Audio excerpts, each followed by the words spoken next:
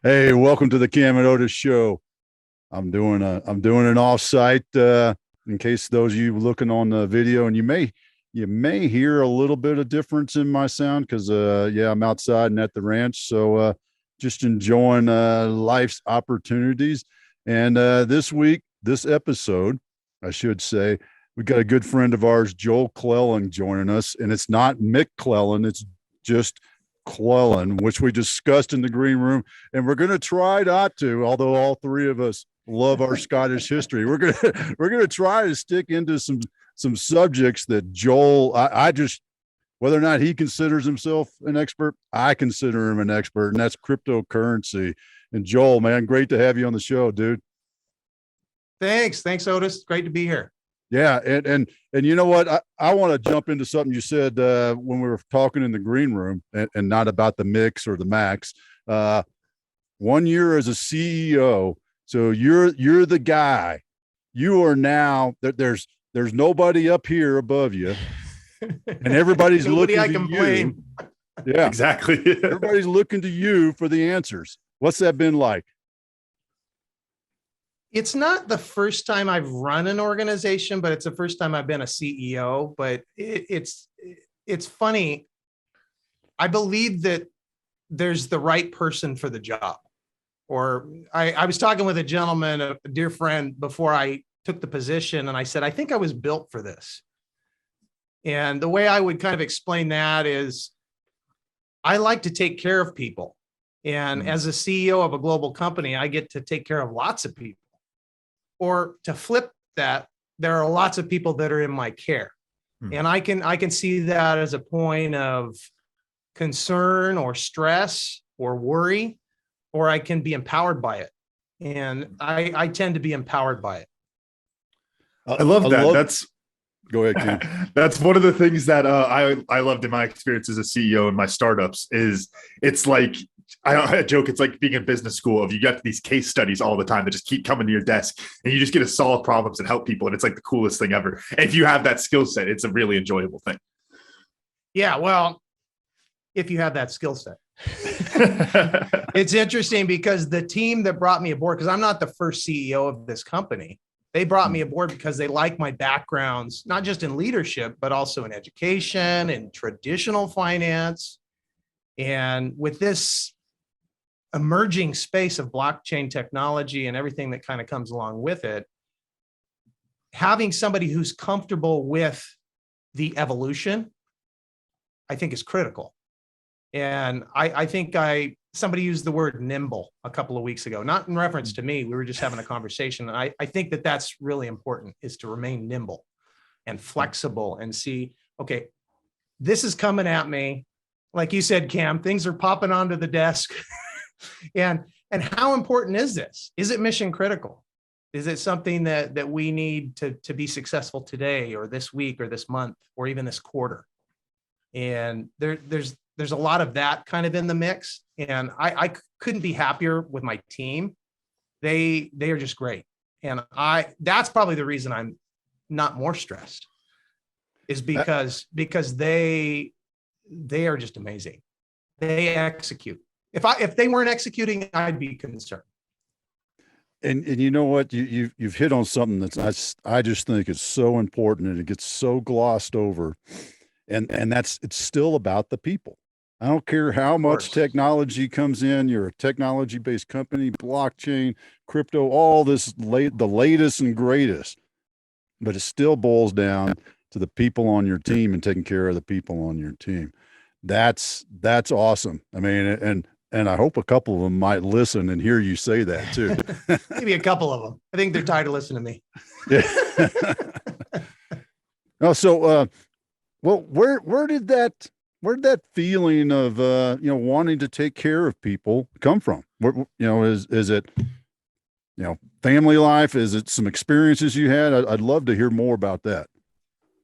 I'd probably answer it this way, Otis. A couple of things. One is I was raised in a family that did a lot of community service, and they didn't just do community service outside the home. They also brought it home.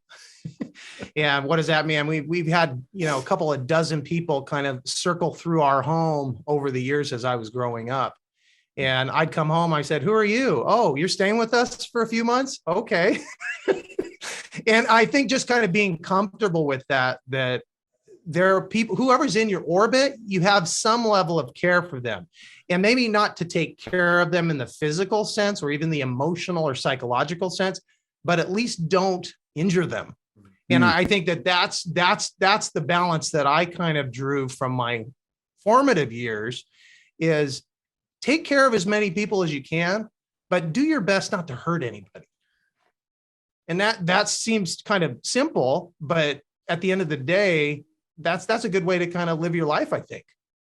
I mean, it's as simple as it sounds. That's one of those things. If you check yourself on that as you go through your day and you say, okay, I don't want to prevent, I always put it as like spreading negativity. If you don't want to spread any negativity, right, that cuts a lot of things out of your day if you're strict with it. And so as simple as that sounds, I can do a lot for you.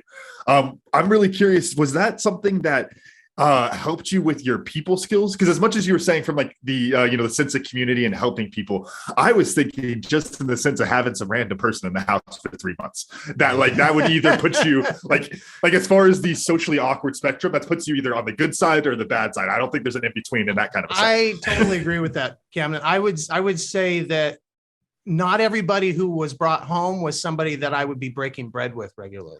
But the thing is I was friendly. I mean, I was amicability, if you will, amicable Joel. That was how I always tried to carry myself. But I would say that I learned a lot from my family. But then when I stepped out into the marketplace or the community, whatever, I found myself living that way, trying to be empathetic and understanding, even if I didn't fully understand where people were coming from all the time. I think it helped a lot. I think if people don't have that as part of their history, that they grew up in a family where they kind of had that kind of modeling, if you will, go out and get it somewhere else. Otis, you were in the military, you served that way. A lot of us go out and do community service. I've been doing community service for over 30 years. And that's just because it's like, oh yeah, this is what we're supposed to do, right? We're just one big happy family. Okay, we're not happy. Okay, that's okay. How can we make our lives better together? Always giving back and taking care of people. And I got to jump back to something you said. And I honestly cannot remember. Is it a Stoic quote or was it Star Trek? And it was first do no harm. So that's Star Trek. Is that Star Trek? I'm like 99% sure that's Star Trek. That's hilarious though. There you go. Long and prosper, guys. Yeah, Joel's Vulcaning out, man. There we go. Yeah, but that is a core value when you think about it. Definitely. If I can't help this person, I'm not gonna like flip them off, tell them pound the ground or whatever, and I'll share a little bit of my attitude towards that. Every guy with a cardboard sign on the street corner, I'm not going to give $5. I mean, truthfully, I rarely do because I donate in other ways. But I'm also not going to ignore the person. I'm going to treat them like anybody else that I'm walking down the street and I see, and I'm going to smile, nod my head, give them a little finger wave, whatever it may be, because that's still a human being. I think that's a huge part. And you're also not the far extreme. You're not going to be the person who drives by and yells obscenities at them or throws something at them. Oh yeah. And as much as like as much as we said that, this is like the bare minimum, it's like first step. It also reminds me, Dad, of, I think it's something you've said from your Green Beret days of people always, right? Similar type of thing where it's just, you always want to take care of people. It's kind of like the assumed variable there. But like at that bare minimum of not spreading that negativity and not choosing negative things inside of these different actions, as much as that doesn't sound like much, I mean, if you put on your imaginary glasses for a second, if nobody spreads negativity, you talk about like those chain reactions, that's a pretty decent place to live, pretty decent place to work. So inside of a company, that can be a really good thing too, just to have that as that bare minimum, just like in your Green Beret dads of the, people always. So Joel, in that first year as a CEO, how did you work to build this into the culture of your company? I don't know if you guys use Slack. Are you familiar with it? But we use Slack in our business. We use other platforms and email and WhatsApp and the phone. We still use the phone sometimes. Whoa, crypto guys are using the phone? Yeah, believe it or not. But we're not giving out our phone number. Actually, we have one that's public. At the end of the day, I think it's good to provide platforms for people to be brutally honest. Mhm. And one of the things that I did when I first started is I kind of went around to all members of my team. And like I said, we got a global team. We got people in multiple time zones. One of the guys in Australia always jokes, well, Joel, you're a day behind me, or I'm a day ahead. You're in the past. That's what he said. And I think kind of keeping that kind of friendly atmosphere is super helpful, because when we get down to work, we got to be focused on that. And if we're concerned about like, oh, does the boss like me? Oh man, that guy's brutal, the ball and chain, or whatever. And obviously you have to have a certain level of standards, if you will. We talk minimum standards of, trying to be positive and not injure anybody, but there has to be a standard of, are we getting our work done? Are we delivering on what we're supposed to be delivering on? And at the end of the day, again, we're in crypto, and there are a lot of people on my team that I haven't met face to face. I know them electronically, or we've talked on the phone, or I've seen them like this. But at the end of the day, if they're not doing their work, we stop sending them paychecks. And so everybody has their, not value system per se, but the things that they need to do or execute on. And one of the things I have to do as a CEO is make sure that there is that open door policy, but that we're also not just providing an atmosphere where nobody gets anything done and accomplished for the greater good, and making that impact that we want to make as a global borderless currency in this emerging space, and participating at every level. And part of that is deploying our soldiers, and at every level, having them do what they need to do out in the marketplace, and us not having to worry about it. That makes sense. It's like, I trust you. You're deployed. I trust you out there. I know you're bringing our message to the people. That's spot on. You got to trust them. And one of the things I always love to ask, leaders in your situation is how do you make up for the management style? Because I'm gonna guess this was your management style in an office complex, is management by walking around. How do you make up for that in a completely dispersed organization where most of our people are remote? Yeah. Keeping communication lines open is huge, especially, like I said, with people in different time zones. I mean, sometimes there's something that's pressing, we talk mission critical, if you will, and that needs to happen. I think having a set schedule is really important, like especially within the C-suite.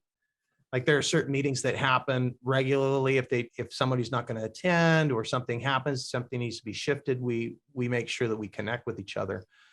But then, at the operational level, just making sure that people have the resources they need to execute, I think it is half the battle, no matter what it is, and just making sure that they have that support.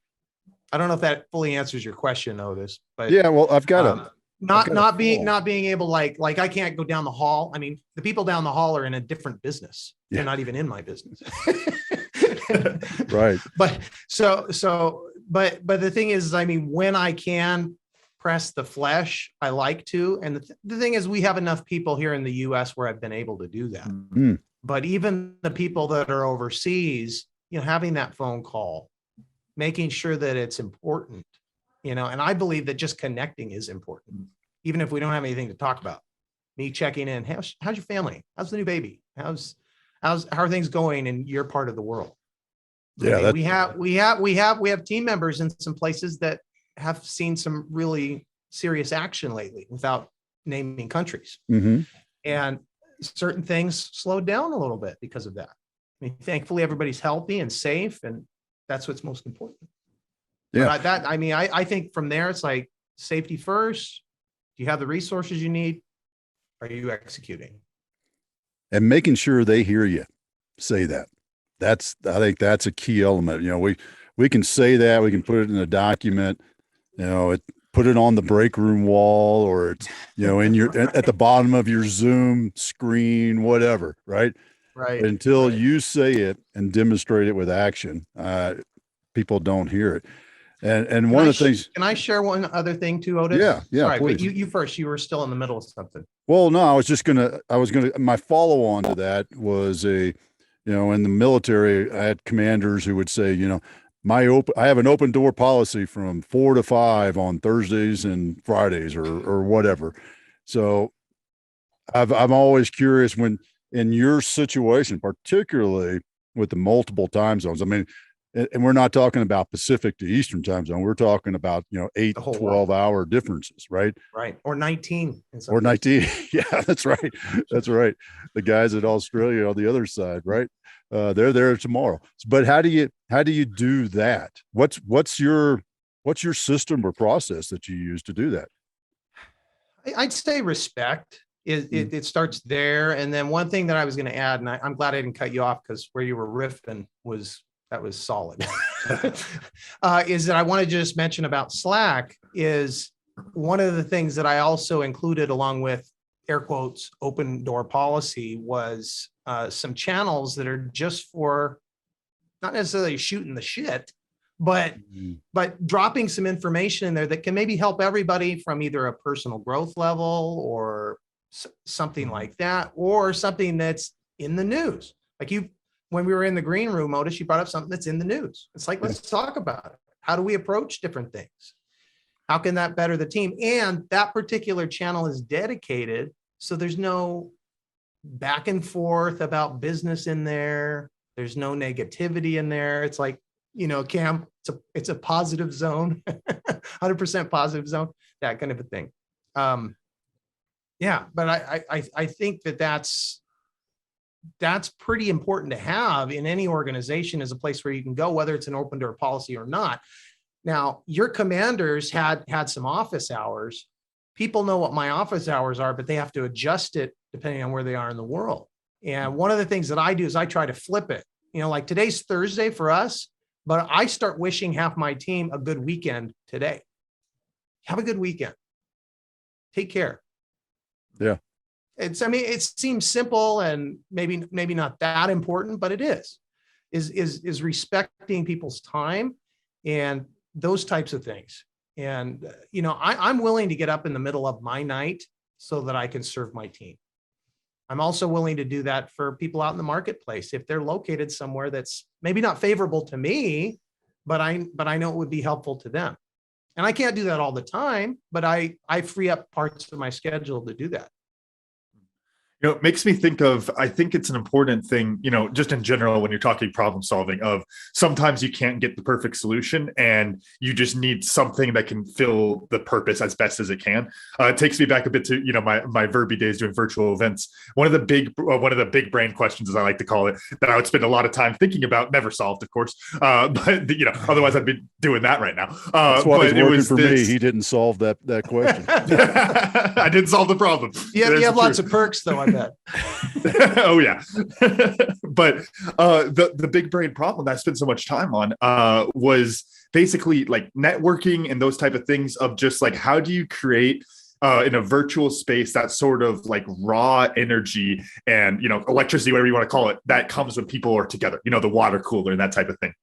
For sure. Like, dude, I played with algorithms and all this crazy stuff, okay. Like trying to map it together. Like we had like a personality quiz we were going to drop that was like putting people into these different buckets that we could match them, like a freaking dating app just for networking, like stuff like that, trying to solve this problem. But I think the important thing, which what you're doing, Joel, is you said, well, Slack works and it gets it, mostly 30-40% of the way. Yeah. And that's enough to go. And then if you can find something else that helps a little bit more, it helps and helps and helps. But like, don't waste time trying to find that perfect solution when there's something that works decently well already. I'd agree with that, Cam. And then I'd also probably add to that to get that organic connection. And like I said, there's nothing that beats pressing the flesh, shaking someone's hand and breaking bread with them in their presence, in their physical presence. There's nothing that beats that, because you connect with people on multiple levels that way. Slack gets us most of the way, but I would say team members that prefer phone calls, so do I. We get that going. And then we have this format, a Zoom call. I think it's invaluable because there's things that come up that aren't just about the numbers. Slack is great for the numbers because the numbers and the facts and the figures, and because we can just deliver stuff and let's work on it and move forward. But at the end of the day, like you said, Otis, we're dealing with people. We're not machines. And, I don't think the machines are going to take over. Skynet's not landing anytime soon. But the thing is there's that in the mix, that we are organic, spiritual, high-level creatures that need to be connected with. And most of what we can get done through Slack. I love Slack. But Slack doesn't have emotion per se, unless you create a channel for that, which we did. Yeah. It makes me, going back to the Verbi example I was mentioning, that's one thing that, as much as when I was doing sales and, setting this up, we would send, bread and wine quite literally to people so you could break bread virtually. That was one of our big sale points. Cool. I have to admit though, it's not the same. As much as we were working, and especially during the heat of the pandemic, we were really just working to get some sort of connection, that 40% solution, like I said, it's still not the same. And I think you make a great point of, it's really important to, even if you have good communication virtually and you're talking to people all the time on the phone, it's really important to leave room for that in person as best as you can inside your organization. I agree. I was talking with another gentleman on my team, and this was actually totally unrelated to another gentleman on my team. But he was bringing that up. It's like, have you and this person ever broken bread? You and I have. And I said, right, we haven't. We're even in the C-suite together, and we haven't. And so what did I do? I got in my car and I drove 2,000 miles. And I didn't wait to get my plane ticket or anything like that. I was like, I need to see some people in a few states anyway. So I had a couple, I booked some business appointments along the way so that it would put me near my team member. And we had coffee. And it was funny too, because I took my 10-year-old with me. And my 10-year-old and my teammate, they spent the whole time talking about animals. I was just sitting there drinking my coffee. I love that, because that's like I'm trying to think, I'm blanking on who it is. Dang it, I don't know if it's a Dave Ramsey or it's a Donald Miller, but it's one of the first or one of the last tests to join the team is to go out to dinner with his wife. And okay, well, how are you going to connect with her? I want to see how you act in a normal social situation. Can you talk about animals with my 10-year-old? Because if you can't, we don't want you. Can I share something about that? Yeah, go ahead. This wasn't Centric, but this was a couple companies ago. It was the first time I'd ever been to a job interview with the guy's wife and my wife. It was like a double date, and that was my interview. I'm like, at first I thought it was super strange. I was like, what the heck is this? This is an interview? And because sometimes you deploy a different game depending on where you're at. And for that, I was like, this is very unique. Yeah. This gentleman really cares about his company enough to bring his wife and asked me to bring mine. And it's so funny because he did more talking with my wife than he did even with me. And it was very interesting. Yeah. But I think when you really care about people, you're going to care about what they care about, which would be their families. Ooh. Can't hear you, Dad. You got your cough button on. Yes, I do. I have my cough button on because I coughed. There we go. That helps. Yeah, but that is a Dave Ramsey. That is a Dave Ramsey technique, and and he talks about in I think his book Entree Leadership, as well as many times on the stage. But he says he does that just so he can see the whole person, to make sure that person is a fit, and not. Because they've already passed all the skill test. That was the easy part. Now it's making sure that person's a fit, which really leads me to what I wanted to ask you about, because I find it really interesting. And I'm very excited, maybe curious about this because, just a couple of weeks ago, we had Andrea Sloan on, and she took over a business as CEO, stepped into an existing business in a very, very different industry, digging holes in the ground, and how she adapted and modified and built a new culture in that organization. So I really want to hear how you did that, since you stepped into this role as CEO into an existing organization. You're not the founder, you took over. So how has that come to be? How have you taken your values and put that print on the business? I'll start with respect. And the word respect can mean a lot of different things to a lot of different people. But one of the things that I highly respect is the architect and the founding team. I have a lot of respect for them. I'm amazed by what they created. I don't remember if we talked about this or not, Otis. And Cam, I don't think I shared it with you, but I came to Centric as an investor. And I started as an investor. I found Centric Protocol and I thought, wow, this is incredible. And so I started buying. I was accumulating as an investor. And when I had that opportunity to talk with the team about their needs and found out they were looking for new leadership, it seemed like a good fit for me because I already believed in Centric. And so I respect the protocol. I respect what they built, but I also respect their vision. And it's my vision to be deployed and adopted as a global borderless currency. And a lot of cryptocurrencies, they focus on that. It's like a battle cry, if you will. We're borderless. You don't have to exchange us when you go from country to country. You can send money anywhere, any amount, without high fees, most of the time.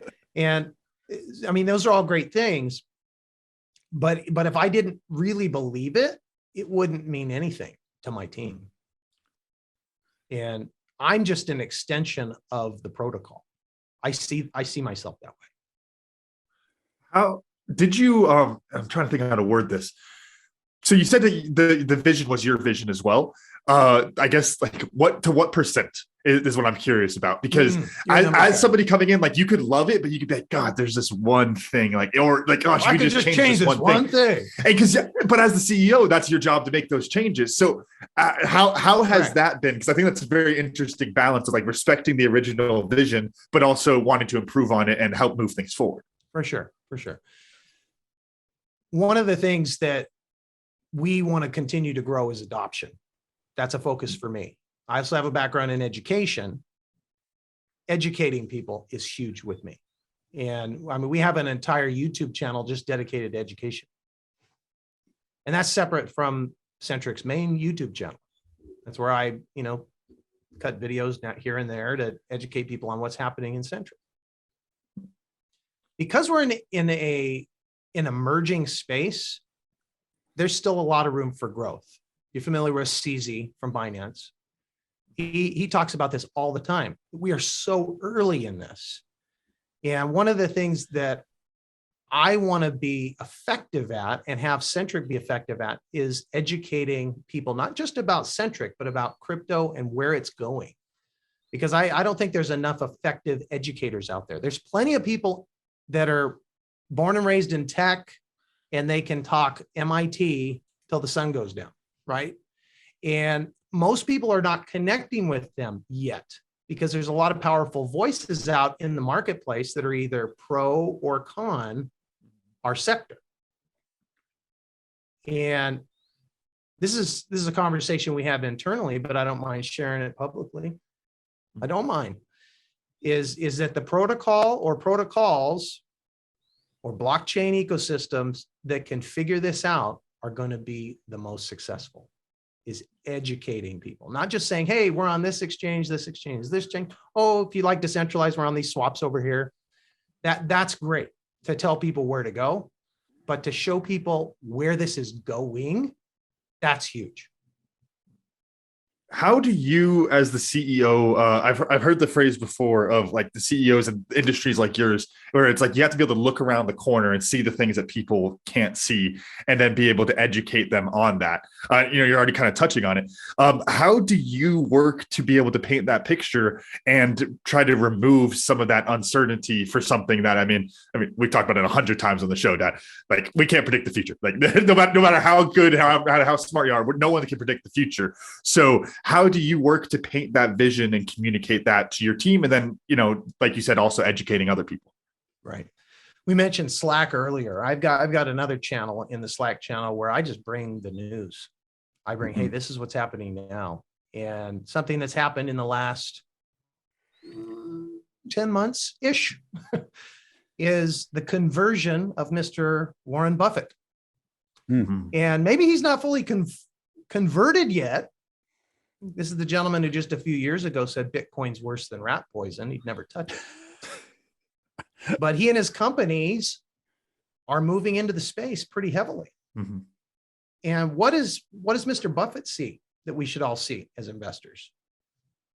Where is this sector going? Is it going to include decentralized finance companies that can do everything from a mortgage to an auto loan to a payday loan for you? Mm-hmm. Is everything that's in the traditional financial sector going to be in this new sector?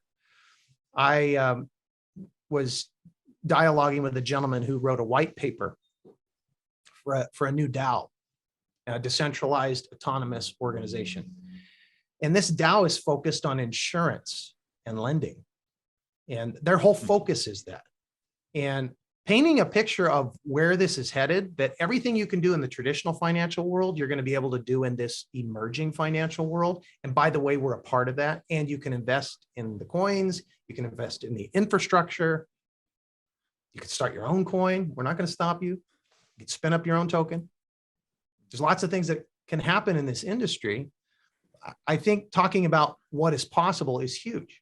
I mentioned Warren Buffett getting into the space, Berkshire Hathaway, trading out some of their Visa and MasterCard stock for a Bitcoin bank. That makes some sense. I think we should be paying attention to things like that. Well, and Camden brought up a good point that I think is really interesting, because one of your jobs as a CEO is to set that vision.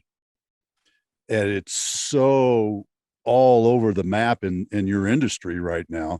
I mean, it's, to use an overused phrase, it's wild, wild west. I mean, this is the land grab in Oklahoma sort of thing. I mean, this is running out and putting your stake in the ground and saying, all right, I got my 200 acres or whatever, right? Sort of thing. That's the kind of, at least from the outside looking in, it's changing. That's the way I see it. So how do you as the CEO set that vision for something that is just so all over the map, really?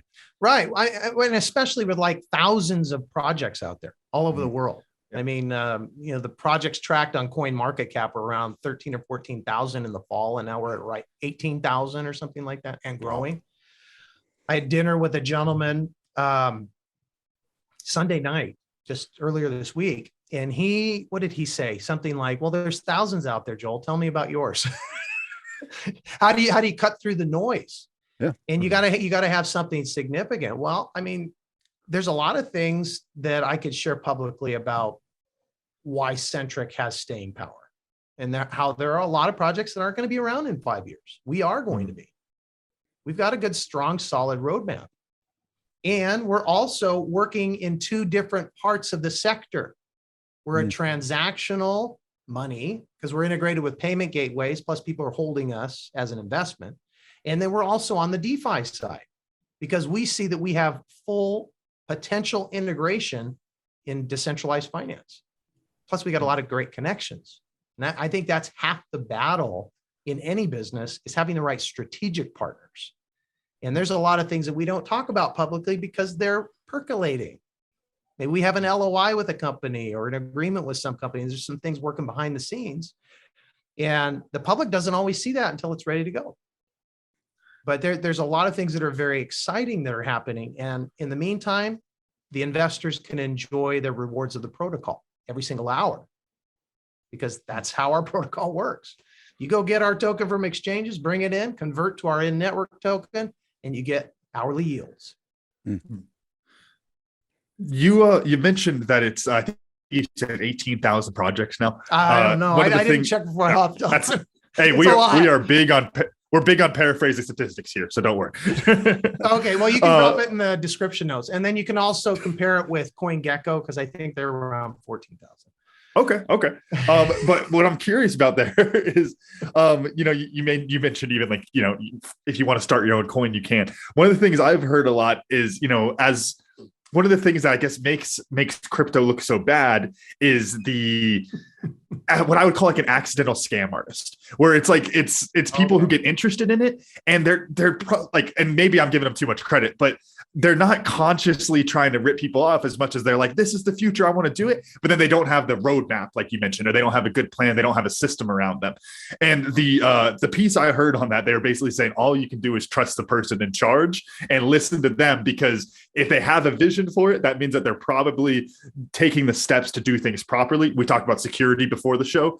And I kind of want to just throw that over to you I guess without getting too much into the investing advice. I don't know how that works in crypto world, if you have to be fiduciary or whatever the hell. Crypto I consider myself a fiduciary because we're a financial product. But the way I would answer that is it's not the Joel coin. It's Centric. And it's not the Logan coin. It was the previous CEO. And he wasn't the architect either. And it's not the architect's coin. We don't believe money should have a face at Centric. We believe that it should be a transfer of value and a store of value to be a good currency. You had a question there, though, Cam. I want to make sure I answer. I guess just in the sense of, identifying those like accidental scam artists and like what sets it apart. It seems like something that's pretty obvious. Like a filter. Yeah. Sure. So the basic filter, and understand this is just a suggestion. I don't make any recommendations or give financial advice or tax advice, investment advice, anything like that. Do I consider myself a fiduciary? Absolutely. We're a financial product. So I consider myself one, even if the industry doesn't see us that way yet. But, with the Biden administration's executive order, we're going to get closer and closer to that. But to answer that question, I think, number one, does the project have a white paper? Does it make sense to you? Do you agree with their vision? Is it your vision? Do you think it's something that's going to go somewhere? I mean, if someone spends up a token, they don't even have a white paper, I don't even look at it. I'm like, where's your white paper? Where's your official website? Who's on your team? What advisors do you have in the orbit of the project? Are you guys listed on exchanges? But having a white paper is huge. Having a solid roadmap is important. I mean, we still get FUD about our roadmap. Hey, you guys haven't started your blockchain yet. When's that native blockchain at Centric going to get started? Well, we're on the Binance Smart Chain right now. It's perfect for our scaling. Plus, there's great strategic partners here at the BSC. We're happy. Okay. And is that still on the roadmap? Absolutely. The native Centric blockchain will be deployed at some point when it makes sense. And the other thing too is we're a very thoughtful team, years and years and years of experience in tech and leadership and business. And one of the areas that we've seen is we pay attention to the landscape as well. And we look and we see what's going on. And we believe that a lot of projects start working on a blockchain before they really need to be doing that. They need to be focusing on other areas. We got lots of utility, lots of integration. We added 15 new companies just in the first quarter alone that are accepting Centric for goods and services. I mean, we're moving along and getting adoption. I think that's half the battle right there. And I did a Web3 presentation a couple of weeks back about cryptocurrency, coins, tokens, where the space is going. And it was a very general presentation about cryptocurrency, because that's one of the number one questions that comes up is, I don't know where to invest. Which ones do I invest in? Which ones do I pass on? And I mean, you can have a filter that's based on some of the things that I shared. But at the end of the day, look at the charts, see what's happening. There are some cryptos that are considered blue chip, to use that terminology, like a blue chip crypto. There's a handful of those. And we know what they are. They're household names. They're the founding projects. But if you're going to look outside of like the top 20 or top 50, you want to look at those websites. You want to see what the team's doing, see where they're integrated for use cases, and then are they even traded on exchanges? If you can't go out and get the crypto, I wouldn't buy it from their website. Oh yeah, I love how one of the things you said, and it's like just such a basic level of just like, well, they got a website, like, and it's just like you would do for any other company. Like, it's 2022. Exactly. Like, who would invest in a company that doesn't have a freaking website? But it's like, oh, but this coin has this thing on it, and therefore, no. Like, you gotta have that same sort of due diligence like you would with any other investment. And I share one other thing too, Cam, that comes up is we were developing in a centralized setting for almost 2 years. And so I don't take anything away from the innovators and the people that are experimenting, because I mean, that's real work too. But just understand that you don't have to do that. You don't have to get attached to a person who has a great idea. You can go out and do your own due diligence. What I'm hearing, and I hadn't thought about it this way, but the way you just put it, it sounds a lot like when you talk about investing into crypto, you're almost like a VC investing into various startups, or you're investing into a Series A or a Series B, which is a little, as you would.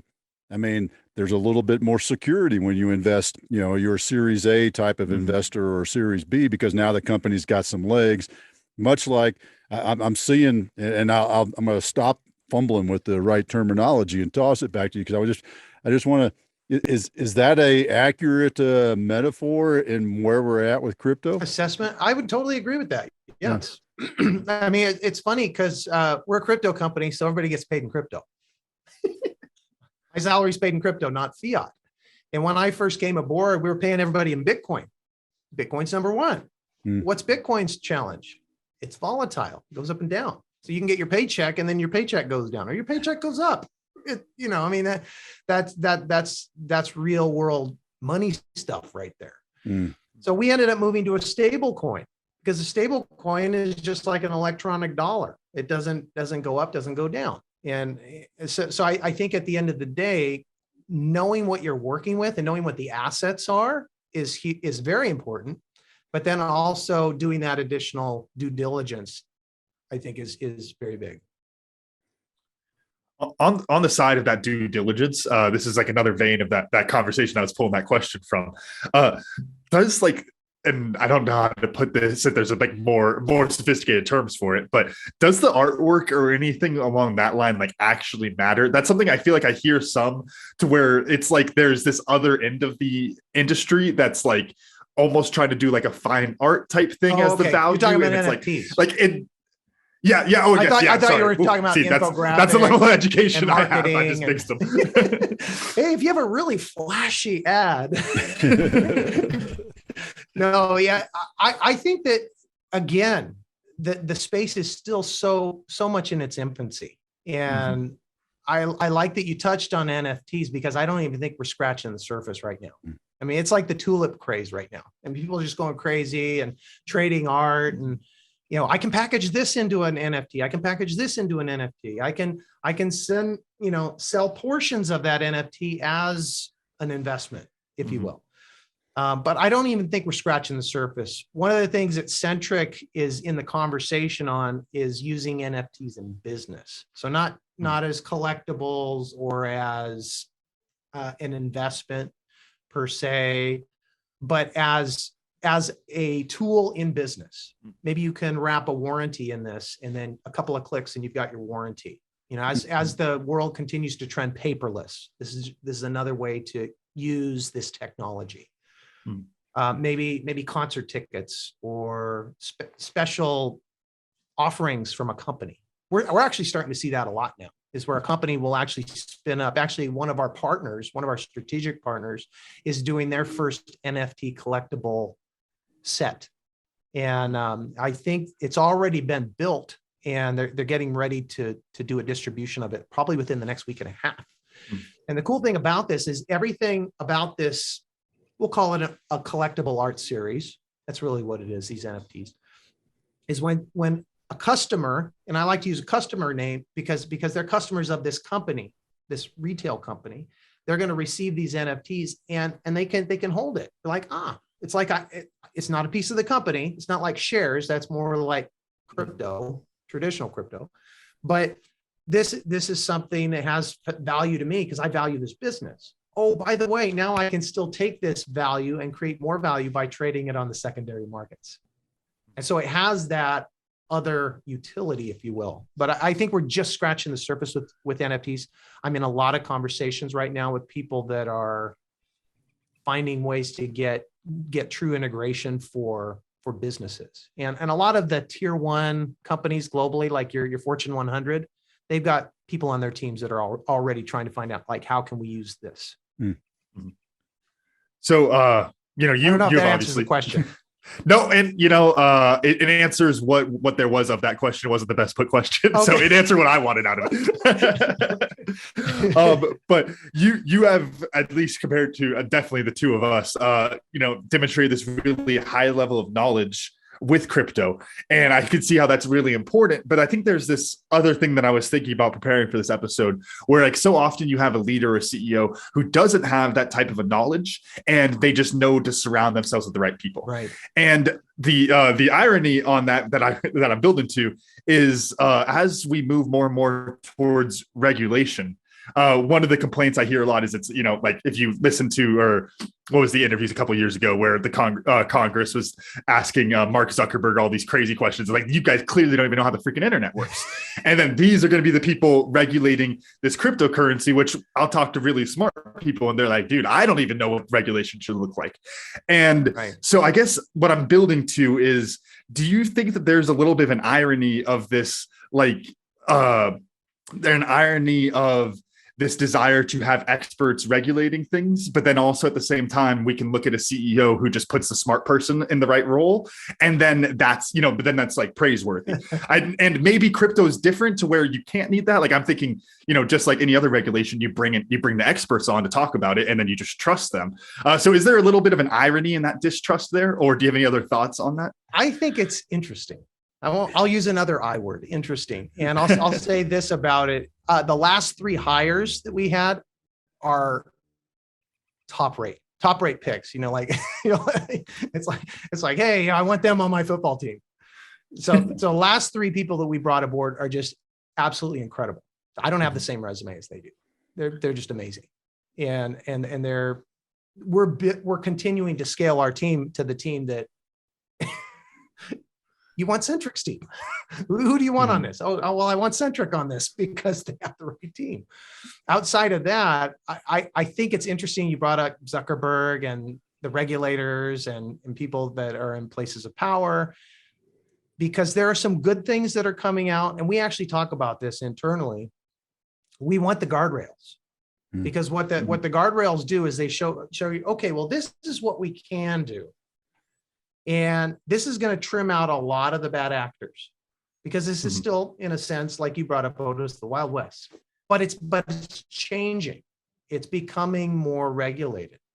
And when I say regulated, I'm not just talking about the taxes, because taxes are different depending on what part of the world you're in. But the guardrails are important, and consumer protections are important.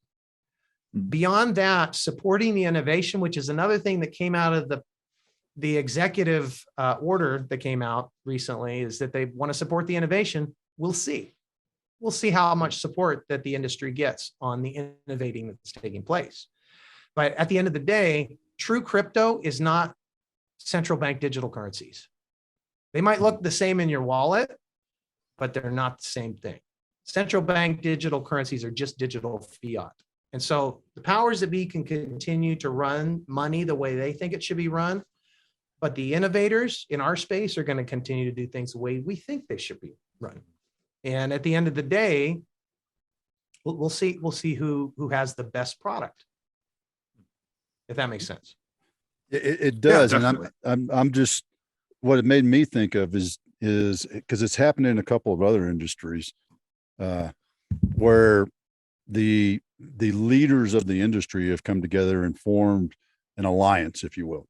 And that alliance created the standards. And then one of the ones I think of is the think it's SAE, an engineering one where, this is the standard for the, a grade 8 bolt has this standard, and this I-beam has this standard. Do you see that happening in the crypto world, something like that? It's already happening. And we use a nifty word called consensus, which just means everybody agrees. This makes sense. And it's funny because when we get into the blockchain conversation, hey, well, Centric's going to have its native blockchain. Yes, but the BSC is fine for our needs right now. Mm-hmm. And we're fully in line with their system. And the nice thing is that there's a lot of things that are kind of connected across the board. And it's like we recently, actually, it wasn't that recent. It was before Christmas, so it's not that recent. But we got integrated with a cross-chain or a multi-chain DEX. And what is that? Basically, it's kind of like a cryptocurrency exchange where people can plug in and they can get Centric using a variety of different cryptocurrencies. Whereas most of the centralized exchanges might have one trading pair or two trading pairs. What is that? You can use Tether to go get Centric, or you can use Bitcoin to go get Centric. Mm-hmm. There's a variety of chains that are getting added out there, and there's more and more compatibility, if you will, that's happening across the industry. And so I always say consensus. We all agree that this works.